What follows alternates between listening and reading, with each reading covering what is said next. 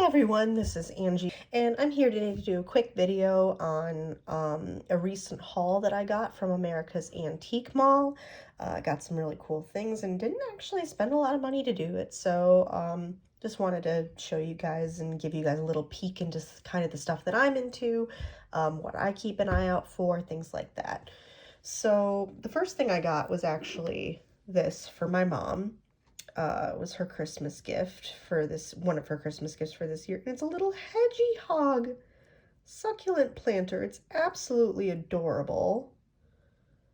There was actually, I wish I could remember the name of the booth, but it was super great. She had it set up phenomenally and had all these beautiful plants and succulent themed things, and it was wonderful. So I think I was actually like, this was 14 bucks.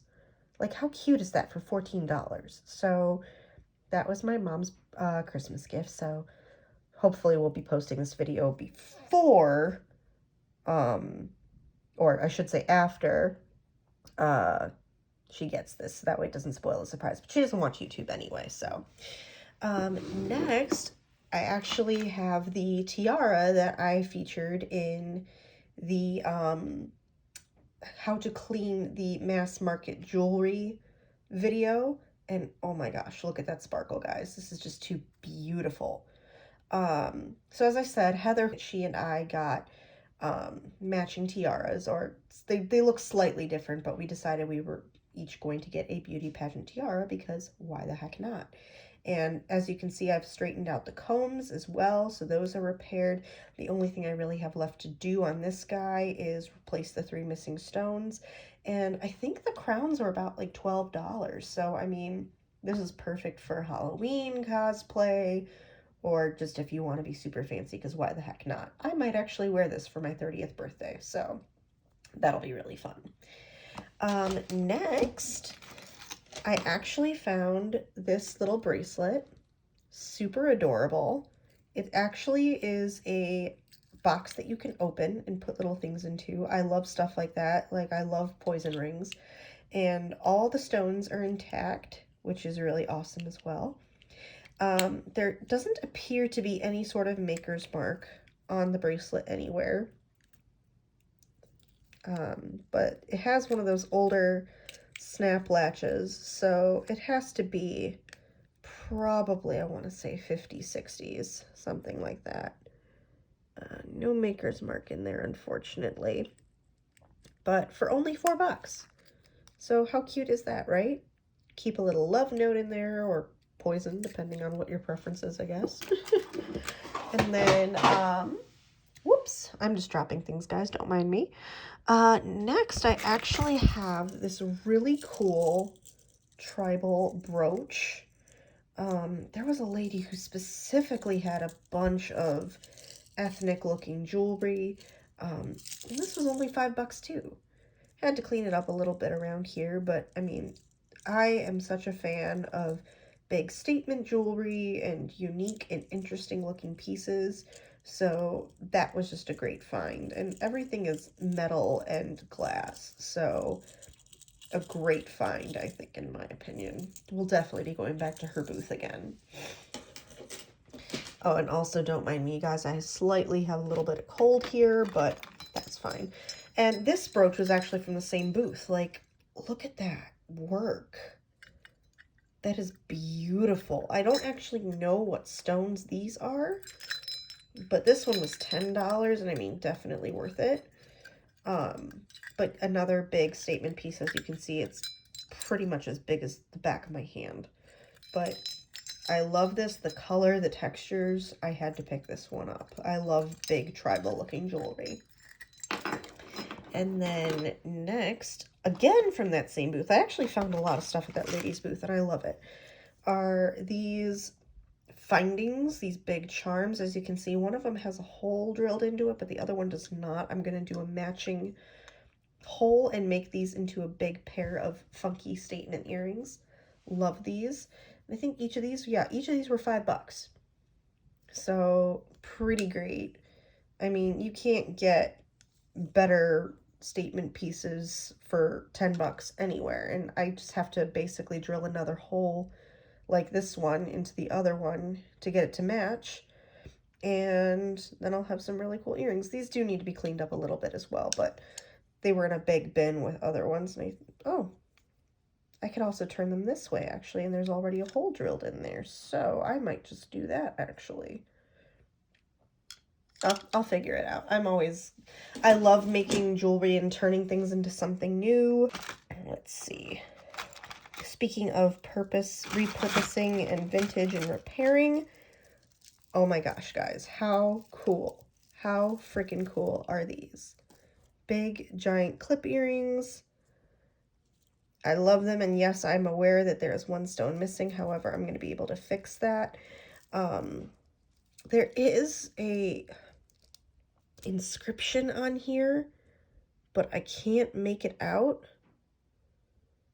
I don't know if it's a designer signing the piece or if it was inscribed for gift or what that is. If anybody could tell me, I want to say it's the designer's name and then 880 and then Shri, something like that.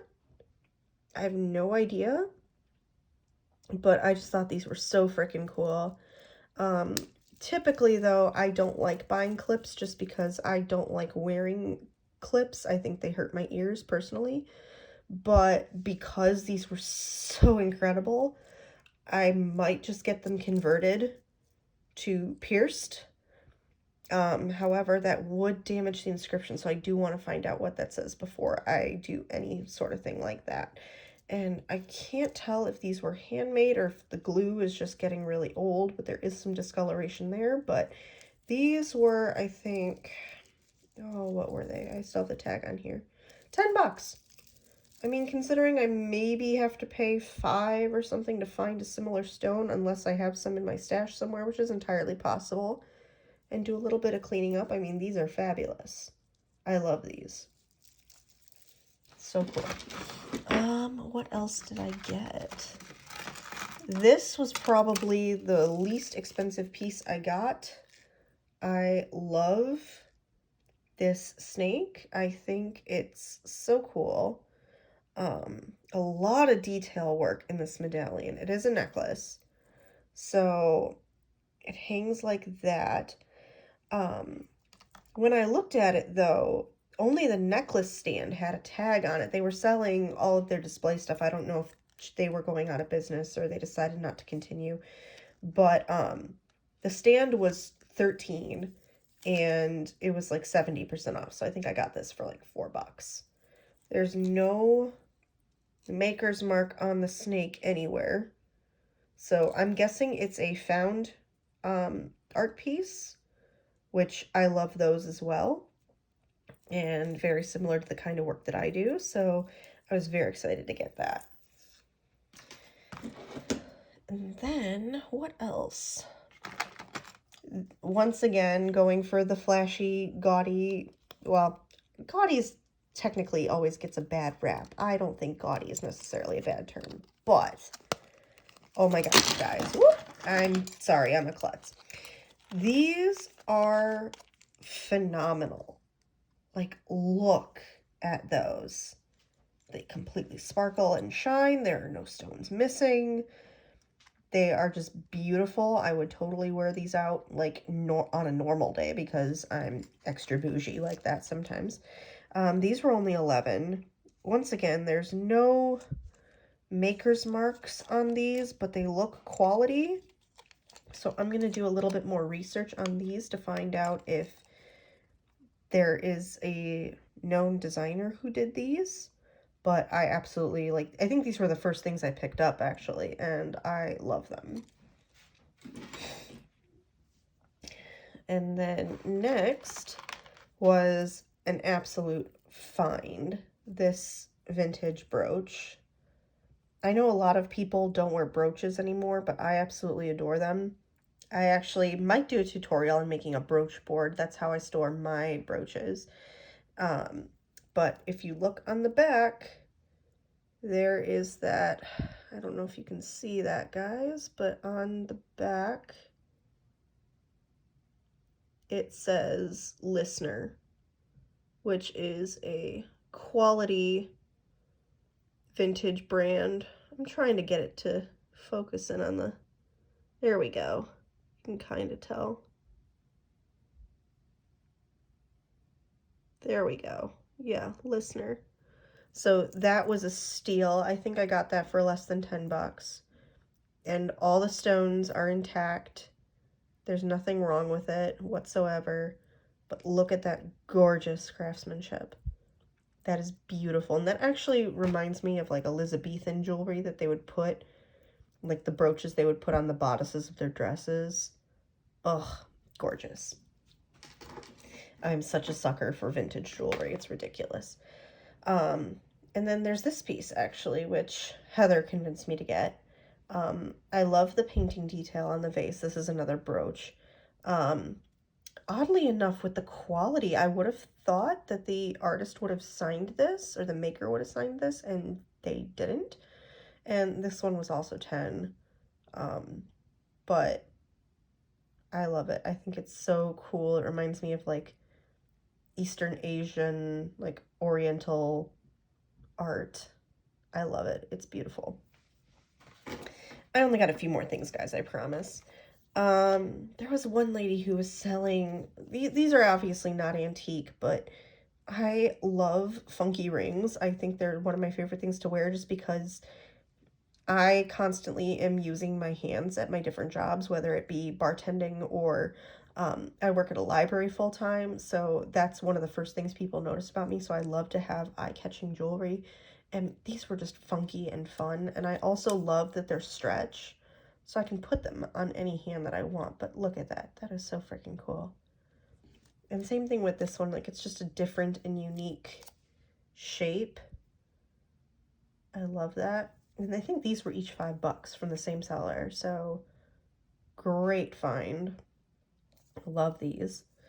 And then the last piece I'm going to show you before I sign off is probably the one I spent the most money on. Once again, Heather was being a bad influence on me. Dang you, Heather. But, oh, this Aurora Borealis rhinestone necklace is absolutely just stunning. There are no stones missing whatsoever. This probably dates from like the 50s or 60s.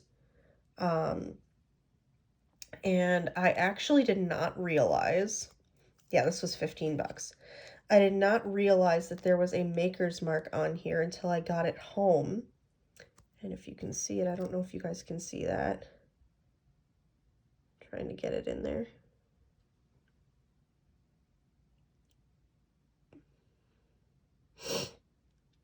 If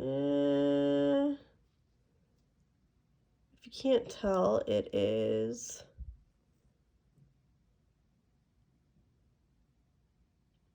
B. David. There you go, you can kind of see it. Which I had never heard of that designer before. There we go, that's probably as good as you're gonna get there. But I actually looked it up. They are based in Ohio, or they were based in Ohio, and they were known for very elegant, like well quality made pieces. But what they were known for was actually crown pins, and different stones were selected individually by the buyer to represent the birthstones of a woman's children. So they were often given to mothers as a gift for Mother's Day or birthday, which I thought was super cool. And some of those pins can actually go for quite a bit of money. So I just discovered a new vintage designer that I had never heard of before. Thank you, Heather. And this one does need a little bit of cleanup there, but other than that, all the stones are intact. It's in excellent shape. I mean, I would wear this just for funsies, but, you know, some people like to call this prom jewelry. I can see where that would be the case, but I tend to look at that more as like a classic vintage piece. It's the cheap imitations by places like Claire's and things like that that I tend to think of like as prom jewelry. But anyway, so that's what I got at the antique mall. I think I paid only 140 bucks for everything, which is actually pretty great for me because I can kind of go overboard sometimes. But I think my favorite out of all of these, I hate to say it, but I love this freaking tiara. Like, look at it. It's gorgeous. And I think the other favorite that I had, I don't know. I think I have to go with the B. David. Just, again, can you tell I love the sparkles? um, and obviously the earrings. I guess I could wear all of these together if I really wanted to be super obnoxious, but anyway, so hopefully I can, oh, and the listener, obviously, because listeners are not necessarily easy to find, but hopefully this interested some of you and would intrigue some of you and would prompt you to get over to America's Antique Mall, which is in Highland, Indiana. I highly recommend it. And hopefully you'll be seeing us there soon. But yeah, I'm definitely planning on going back, and I hope you guys enjoyed seeing the treasures I found, and hopefully we'll see you in our next video. Comment, rate, subscribe, like, all that fun stuff, and we'll see you soon. Bye.